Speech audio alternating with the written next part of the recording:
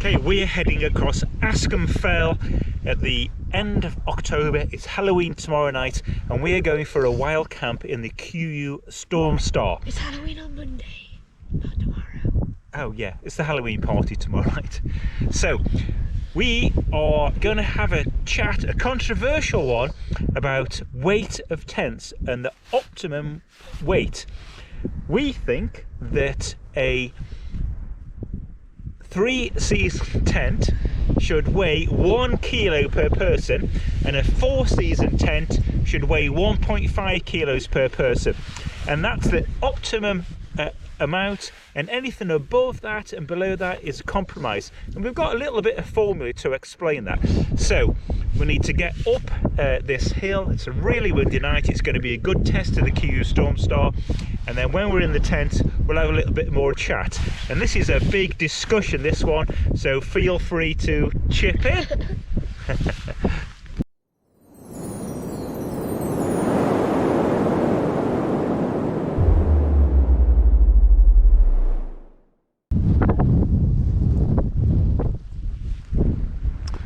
Okay, we have a good pitch.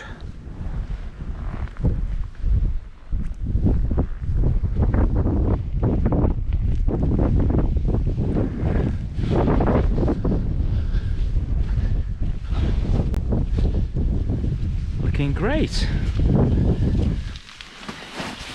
Joel's sorting himself out there. So we've got a cosy pitch now. We're going to head up onto Arthur's Pike, which is going to be an objective, one of our Wainwrights.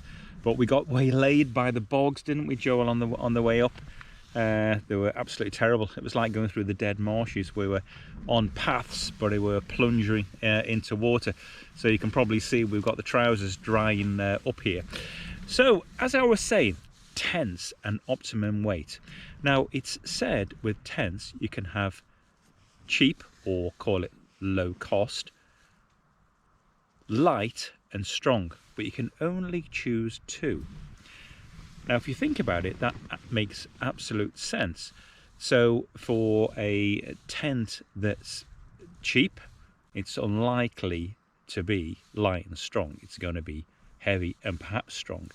And conversely, a tent that's quite pricey, like the Kuiu Stormstar that we're in, and now these are up to an eye-watering £775. This tent is extremely strong and comparatively light. So when we talk about that 1 kilo per person for a 3-season tent and a 1.5 kilo per person for a 4-season tent, we need to first define what is meant by 3 and 4 season, and that, in my opinion, means upland British UK areas. So when it comes to 3-season, what I think that means is a tent that can easily handle winds up to 20 to 25 mile an hour to push. It's got some mesh, but minimal. I think no more than 50% is good for UK conditions, and it's got like reasonable space. A 4-season tent means it can handle over 25 mile an hour winds, probably approaching up to 50. That would be a very strong tent. It's low to the ground, so not much rain, bounce and spindrift snow can get inside. The mesh is around 10% or less, or it's fully adjustable.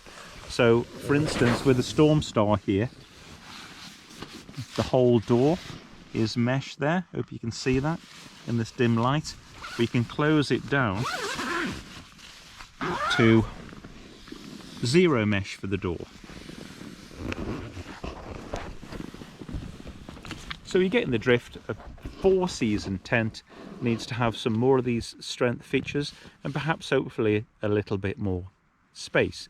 And of course there are exceptions according to the structure, but generally, as we know, a very strong 4-season tent will be geodesic or semi-geodesic, and then a compromised 4-season tent might be a tunnel tent. But more about that later, because I think tunnel tents are often hitting that excellent 4-season design whilst having a bit better weight.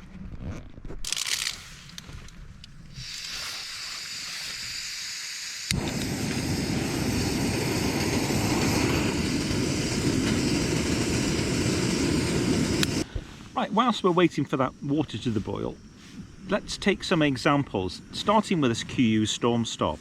Now, it's a 2-person 4-season tent, so my theory says that it should weigh exactly 3 kilos. But bear with me, I think there's also a sub-formula for space, strength, quality of materials, and durability. So the Stormstar, its space isn't fantastic, to be honest. So I think you could lose 200 grams for 2 persons, so that's 100 grams per person. The quality of materials is extremely high, hence its price, so that's another 100 grams per person, or 200 grams less, which brings it down to its weight of 2,665 grams.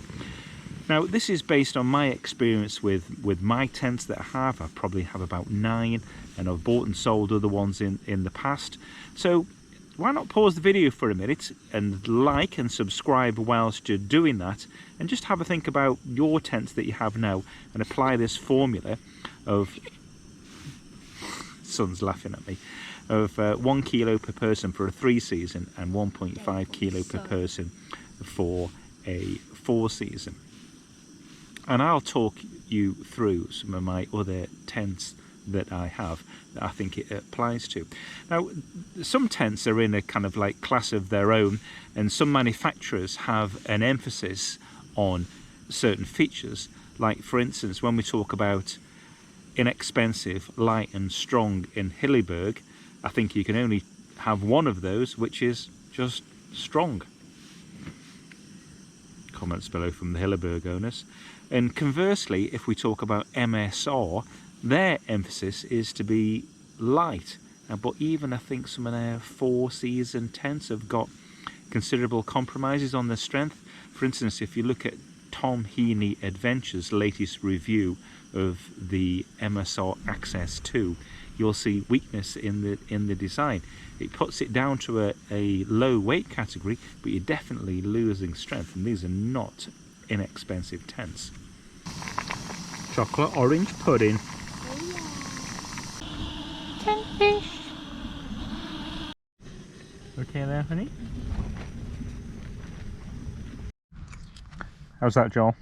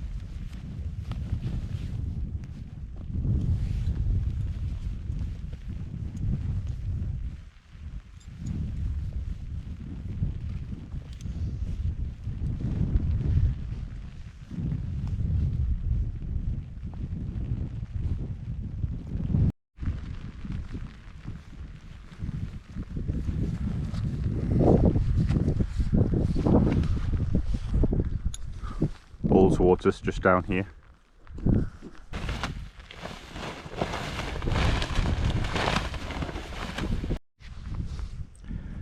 Leave no trace.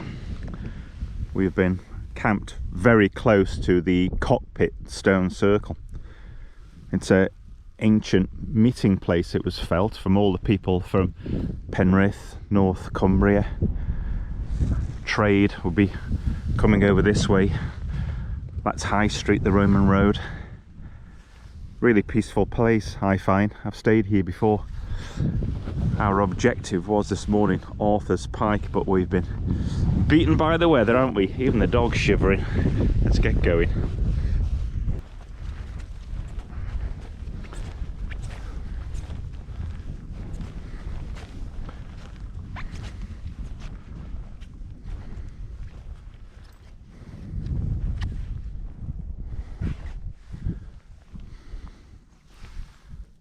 Blencathra over there.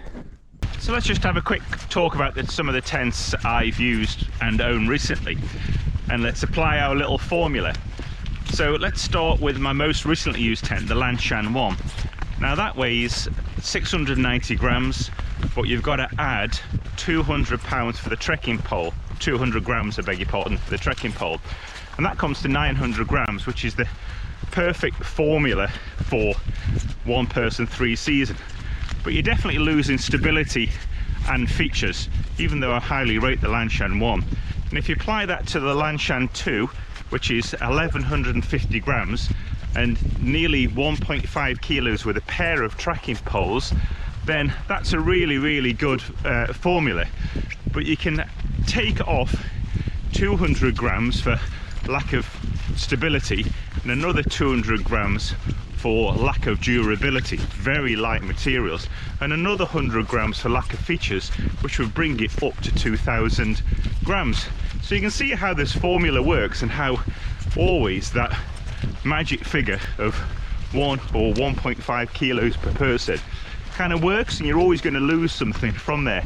And I think it's like the laws of physics, where energy cannot be destroyed, only removed from or converted into one form to another. And it's just the same with tents. You've got to stick around that magic formula, and everything else is a compromise. So if we talk about one of my beefiest tents, that would be the Exped Mars 2 Extreme. Very high quality materials, and it's a tunnel design but with an extending center pole as well. That one is 3.4 kilos, and it adds on that extra 400 grams because of extra space really, and heavy duty but high quality materials, bringing it over that 3 kilo for a 4 season 2 person tent. And then lastly, I've also got, don't ask me why, a Mountain Hardware Trango 3, and that beast weighs 5.2 kilos. So if you think about it, the magic figure should be 4.5 kilos, but it's made of super durable materials. So if you add on 200 grams per person, so that's 4.5 kilos plus 600 grams, that brings it up to 5.1 kilos, and it's really spacious. So there you have 200 and a bit grams per person for the Trango 3. So have a little try with the tents that you have. Oh, beg your pardon, an important one that I forgot is the Sidfang Scouring 2P, and that's an extended tunnel design, like a lot of tunnel designs, like the Fellraven Abisko Shape or the Vango Helium UL2. It's very efficient for its space and weight, and I think tunnel tents are really hitting that magic really. I've really been having a good look at them recently. So ones like the Abisko, Fellraven Abisko Light 2, which I think's a little bit low, the Nordisk Hallen 2, but there's always a compromise with tunnel tents with that flappiness at the side. So again, that trade-off. So let me know what you think in the comments below. Have a think about what your own tent is, and if you know ones that are really bucking that trend. So have a look at the Hellsport Fionn Helm Superlight and the